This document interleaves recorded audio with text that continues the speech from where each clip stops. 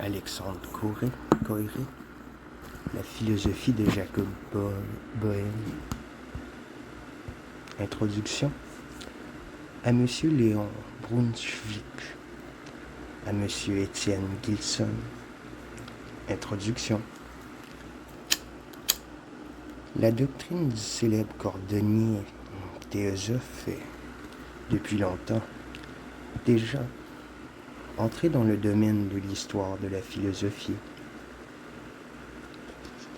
Depuis Hegel, qui, dans son histoire de la philosophie, lui avait consacré un chapitre élogieux, et jusqu'aux historiens de nos jours, tout le monde, à quelque exception près, est d'accord pour voir dans l'œuvre obscure, inégale et confuse du philosophe teutonique la trace d'un des plus puissants génies métaphysiques de l'humanité. Cependant, si, en ce qui concerne l'importance de l'œuvre de Boehme, l'accord s'est fait assez facilement, si de plus en plus on commence à reconnaître l'influence très réelle qu'elle a exercée sur la pensée philosophique allemande et notre étude, nous l'espérons du moins, permettra de l'estimer à sa juste valeur et de voir dans la pensée de Boehme un des éléments constitutifs du grand mouvement de la philosophie post-kantienne, ainsi que de reconnaître l'influence de Boehme, non seulement sur Schelling et les romantiques, mais encore sur Hegel et Fichte. Il est peu de philosophie dont les historiens jugent avec un désaccord plus parfait. Certes, aucun des grands philosophes n'a encore reçu une interprétation définitive. Les commentateurs de Kant, de Descartes ou de saint Thomas n'ont pas encore pu se mettre d'accord sur le sens exact des systèmes qu'ils exposent, et ce n'est pas à nous à reprocher aux historiens de Boehme les divergences dans l'interprétation du philosophe teutonique. Nous croyons, en effet, que de telles divergences sont inévitables et que le système d'un grand philosophe est inépuisable, comme la réalité elle-même dont il est une expression, comme l'intuition maîtresse qui le commande. Ces divergences ne portent pas seulement sur des points secondaires du système de Jacob Boehme, c'est toute l'orientation de sa pensée qui est mise en cause. Idéaliste, panthéiste, inconscient pour Hegel, il est le plus pur représentant de la philosophie chrétienne pour F. V. Baader, qui le glorifie justement pour son réalisme. Panthéiste, matérialiste pour A. V. Harless, il apparaît comme théiste orthodoxe à Hoffmann et à Amperker, gnostique et dualiste selon F. Bauer et à Stockel, qui lui reproche d'avoir renouvelé le manichéisme. Et il est, pour Martinsen, profondément chrétien d'intention et verse dans le panthéisme, pour ainsi dire, par inadvertance, tandis que, selon Lasson et Dewson, sa conception de Dieu n'a absolument rien de chrétien. Weineken proclame que nul mieux que Boehme avait compris le sens de la conception chrétienne de Dieu. Les divergences quant aux points secondaires ne sont pas moins profondes, tandis que W. Ehrlich voit dans son mysticisme un volontarisme outré. La doctrine de Boehme est, selon Carrière, une sorte d'intellectualisme mystique dans laquelle la connaissance prime tout. Il est naturel que les appréciations varient bien davantage encore. Feuerbach considère que la doctrine du mal et la dialectique des Grund et Ungrund sont ses plus purs titres de gloire. Hegel le loue pour sa doctrine du mal, tandis que pour Pape, c'est la partie la plus faible de son œuvre. Martinson et Dorner y voit des éléments de valeur éternelle, tandis que E.V. Hartman ne serait pas loin de n'y voir qu'un amas de confusion. Ces divergences ne laissent pas de paraître un peu surprenantes.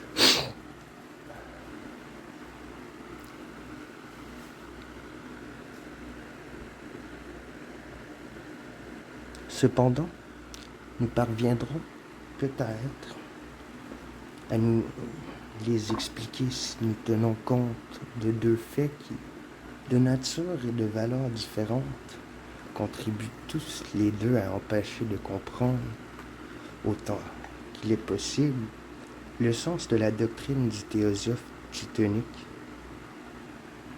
Premièrement, et ceci est un point profondément, est un point où tout le monde est d'accord. Rien n'est plus diffus, confus, difforme et informe que les œuvres de Jacob Boehme.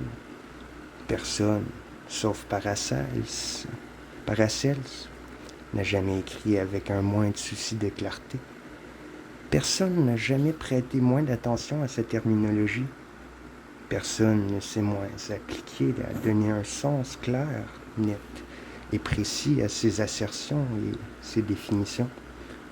Personne, disons-le tout court, n'a été moins capable de raisonner, n'a eu une moindre idée de ce que c'est qu'un plan, une disposition, un ordre logique. Boehme parle de tout à propos de tout. Chacune de ses œuvres est une exposition complète de tout son système, et les redites sont aussi fréquentes que les contradictions, que les changements de sens, non seulement de ces termes, qui tous en ont plusieurs, mais même de ces images, qui, à quelques exceptions près, lui servent indifféremment à exprimer et symboliser les choses les plus différentes.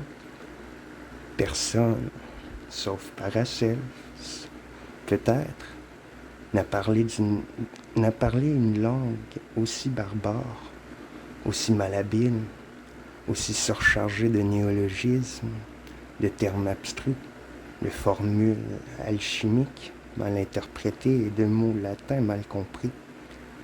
Et c'est pourquoi, nous semble-t-il, la plupart des historiens de la philosophie, pleins de confiance dans le vieil adage, qui a lu un livre de Boehme les salue tous, se sont bien souvent bornés à n'en lire que quelques-uns, dont le choix n'a même pas toujours été très heureux. Ainsi, pour ne citer que quelques exemples particulièrement frappants, Hegel estime que l'exposition la plus cohérente de son système a été donnée par Boehme dans l'Aurore naissante.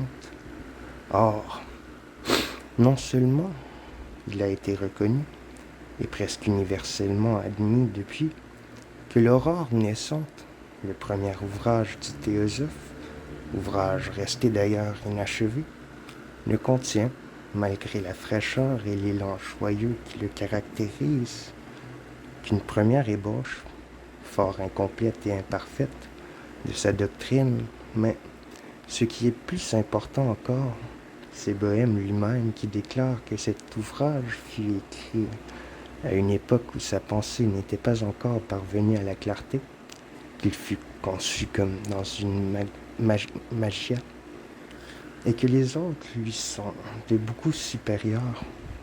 Ainsi, selon F.C.H.R. Bauer, ce sont l'aurore naissante et des trois principes qui doivent être mis à la base de l'étude de Boehme comme les plus parfaits de ses ouvrages. Or, toute la dialectique des Grund et Ungrund en est encore absente, et Boehme, encore une fois, nous dit nettement que, bien que plus profond que l'aurore naissante, le des trois principes ne présente pas sa doctrine dans son état définitif. Et pourtant, bien qu'il soit juste en un sens que celui qui a lu un livre de Boehme les a lus tous, c'est-à-dire que dans chacun d'eux, Bohème se voit forcé de reprendre l'exposition complète de toute sa métaphysique, le fait même qu'il se sent incapable, à quelque exception près, de séparer une question précise de toute sa Weltanschauung. Le fait qu'il se sent chaque fois forcé de recommencer son exposé et de répéter inlassablement les mêmes choses, ne semble-t-il pas nous indiquer que toutes ces expositions successives étaient, dans l'esprit de Bohème, autant de tentatives, d'essais, toujours renouvelées parce qu'aucun ne lui donnait satisfaction parfaite d'exprimer ce que lui-même il considérait comme le point central de son œuvre?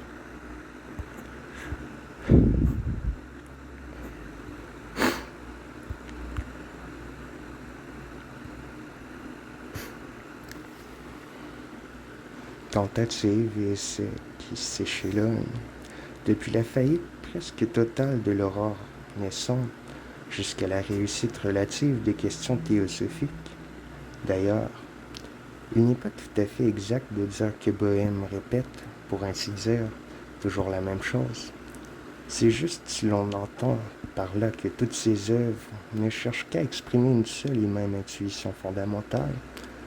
Cela ne l'est pas si l'on oublie que ce n'est nullement de la même manière qu'il analyse, que sa pensée évolue, devient plus consciente d'elle-même, plus nette, plus claire, plus forte, et qu'elle subit des influences multiples. À notre avis, ce n'est qu'en la suivant dans son développement vivant, dans son flux, que l'on peut en dégager les éléments véritablement centraux, car, disons-le tout de suite,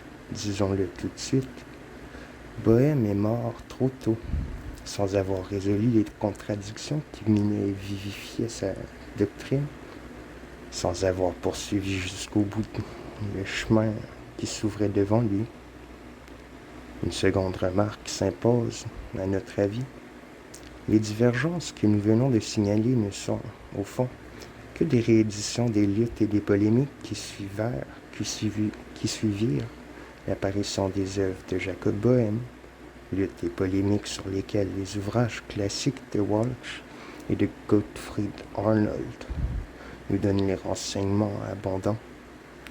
Certes, il ne s'agit plus au XIXe siècle, comme il s'agissait au XVIIe, de savoir si, oui ou non, Bohème est un hérétique ou, au contraire, un bon chrétien, si sa doctrine est pernicieuse ou salutaire, s'il est un Schwarmer ou un Rechtsklaubiger. Mais, au fond, presque tous les travaux que nous venons de citer, écrits d'ailleurs presque tous par des théologiens de profession, le sont pour résoudre la question: Bohème est-il, oui ou non, panthéiste ou théiste? Et même, pour être plus exact, ils le sont bien plus pour prouver l'une ou l'autre de ces thèses que pour répondre à la question plus simple: que voulait Bohème et qu'est-ce qu'il a dit?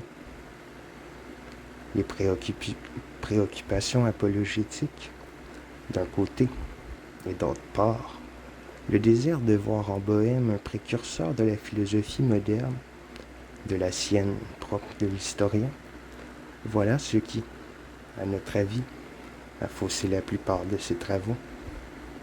Certes, Bohème a été un précurseur et a exercé une influence énorme, bien plus considérable qu'on ne se l'imagine habituellement, sur l'évolution de la philosophie allemande, mais rien n'est plus faux, à notre avis, que de l'étudier en tant que précurseur, de la voir à travers les Fichte, les Schelling et les Hegel. Bohème est lui-même, c'est tel qu'il fut, tel qu'il a vécu et pensé, homme du XVIIe siècle et non du XIXe, ni du nôtre, avec ses préoccupations religieuses, avec les problèmes qui lui furent posés par son époque, son temps et son entourage, que nous devons l'étudier. C'est ainsi seulement que nous pourrons espérer de pouvoir le comprendre et de nous rendre compte de sa doctrine, Nous verrons peut-être aussi que les dilemmes que l'on a l'habitude de poser, est-il panthéiste ou théiste? Est-il métaphysicien ou homo religiosus? Sont faux et inapplicables à son cas. Il n'est ni un ni l'autre, parce qu'il est l'un et l'autre.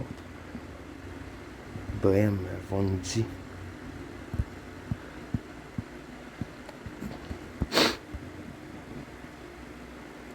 Est un des penseurs les plus énigmatiques de l'univers.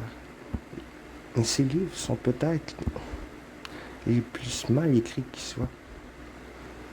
N'oublions pas toutefois que Friedrich Schlegel, que Lichtenberg, que Tieck l'ont proclamé l'un des plus grands écrivains de l'Allemagne.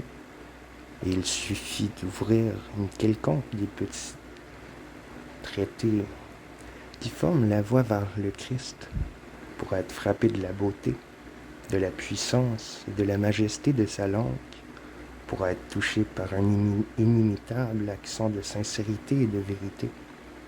Cette langue est digne d'un lutteur et d'un maître écarte, et l'on ne peut ne pas se demander pourquoi le même homme qui s'est trouvé des expressions aussi frappantes et aussi belles se sert en même temps d'un langage embarrassé et bégayant. Bohème écrit comme il parle et ne parle que comme il pense. Pour s'exprimer lui-même, le mot, la parole ne sont point pour lui un appareil de notation conceptuelle. C'est l'expression vivante d'une réalité vivante qui se forme et se détermine elle-même dans le processus d'expression. Et c'est pourquoi tous les éléments du discours prononcé, concourent et doivent concourir à cette expression. Le son, la cadence de la phrase, la répétition même, le rythme changeant des images changeantes et, au premier abord, incohérentes. Le langage de Bohème est un langage poétique. C'est comme tel qu'il faut le juger. Il n'est pas possible de lui appliquer les règles strictes d'une exposition scolastique. Il ne veut pas donner à son lecteur, auditeur, des notions toutes faites, inlassablement. Il répète que ce n'est qu'en soi-même que l'on peut trouver les éléments de la connaissance, qu'il ne veut pas enseigner, mais seulement provoquer et suggérer des actes et des attitudes mentales nécessaires à l'éclosion dans l'âme de la lumière de la vérité. Il use, et nous croyons que, parfois, il le fait délibérément, de la magie des mots. Or, s'il en est ainsi, il semble qu'il devienne impossible de rendre en un langage conceptuel une vision inexprimable par ce moyen. C'est Bohème lui-même qui nous en avertit. Et tout ce que nous pourrons faire, ce sera de chercher à traduire, à transposer en concept, ou même simplement à décrire l'intuition du théosophe, sans oublier qu'il ne s'agit que d'une transposition et d'une traduction, et sans chercher à donner à son œuvre et à sa pensée une précision conceptuelle trop arrêtée et une netteté rationnelle trop grande. Les pénombres dans lesquelles elle est plongée lui sont essentielles. Les supprimer serait la déformer, autant que ce serait une déformation que de vouloir substituer des contours nets et précis au jeu de la lumière d'un tableau de Rembrandt. Ce caractère de l'œuvre de Bohème que nous venons d'esquisser rend particulièrement difficile la tâche de l'étudier et de l'exposer dans une langue qui n'est pas la sienne. Il est presque impossible de traduire en français sans les déformer. Toutes ces propositions interminables, bourrées d'incidents qui s'accumulent, se chevauchent, s'envêtrent. Cette masse d'images discordantes, de termes étranges qui agissent sur l'esprit du lecteur autant par le son des mots que par leur sens, par la valeur affective, le halo émotionnel qui s'y attache. Les termes comme ceux, par exemple, de Grimm et de Zorn, Angst et Science, Grund et Ungrund, Gemuth, Qual, traduit littéralement en français, perdent complètement leur valeur affective et ne peuvent plus servir d'éléments d'expression. C'est pourquoi nous avons dû citer aussi abondamment que possible le texte même de Bohème, en nous passant de la traduction de Saint-Martin, qui, à force de perfection et d'exactitude littérale, a fini par devenir parfaitement inintelligible. Quant à le traduire nous-mêmes, on nous excusera de ne point l'avoir tenté. Nous nous sommes délibérément bornés à n'étudier que la pensée de Jacob Bohème. Nous n'avons fait allusion aux influences subies et exercées par lui que dans la mesure où cela nous a semblé strictement indispensable pour pouvoir situer Bohème par rapport aux problèmes et aux mouvements d'idées qui l'entouraient. Dans la mesure où une comparaison avec un des prédécesseurs ou héritier de sa pensée pouvait éclairer et préciser sa position propre, nous n'avons pas posé, dans toute son ampleur, le problème des sources de sa doctrine, ni tenté d'écrire l'histoire du courant de pensée dans lequel baigne Bohème. Nous n'avons pas voulu courir le risque d'expliquer ignotum per ignotus